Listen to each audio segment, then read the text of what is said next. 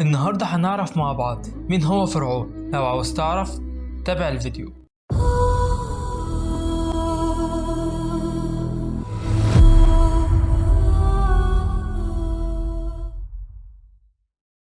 حكم مصر أشخاص كتير وحضارات مختلفة، ومن ضمنها الحضارة الفرعونية، واللي بتعتبر إن أصل المصريين اللي عايشين حاليا من نسلهم. وفي شخصيات اتسمت فرعون، منها أحمس الأول وهو فرعون موسى.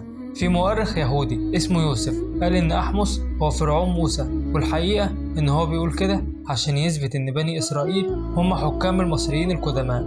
والحقيقة إن أحمس كان حاكم جنوب مصر، لكن المصريين كانوا عايشين في جوشن شرق الدلتا. فازاي أم موسى ترمي ابنها في النهر وهي عارفة إن المسافة بين المدينتين حوالي 1000 كيلومتر، بحيث إنه مش هيوصل حي؟ تحتمس الثاني هو فرعون موسى. صدر الرأي ده عن جي.دي مثلي، وتم اعتماده لأنه مذكور في التوراة، بحيث إن المصريين القدماء كانوا بيعانوا من أورام جلدية، وظهرت أورام شبهها على جثة تحتمس الثاني، فشافوا علامات تثبت كده. ومن ناحية تانية كان تحتمس الثالث وحفيده عندهم أمراض جلدية، وبرغم كده مش ممكن اعتماد الرأي ده كقاعدة ثابتة. تحتمس الثالث هو فرعون موسى. في انتقادات كتيرة بخصوص الرأي ده، بسبب إن تحتمس الثالث ما ادعاش الألوهية زي فرعون، وكان مميز بأخلاقه وتواضعه عكس فرعون واللي كان معروف بالتكبر والعظمة. فرعون حكم مصر وكان حاكم ظالم وادعى الألوهية. اتولد هارون أخو موسى الكبير في عام المسامحة وما اتقتلش، لكن موسى اتولد في عام القتل، فخافت عليه أمه إنه ياخدوا جنود فرعون، فأوحى الله لأمه إنها تحطه في تابوت خشب وترميه في النهر.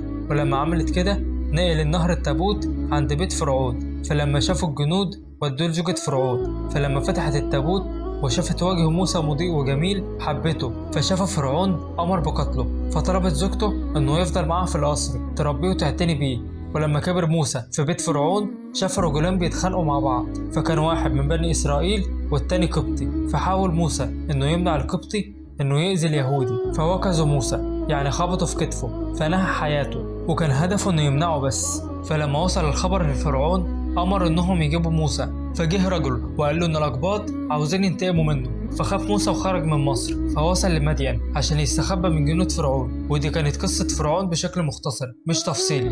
لو عجبك الفيديو أتمنى تشترك في القناة وتفعل زر الجرس علشان يوصلك كل جديد. مستني دعمكم. سلام.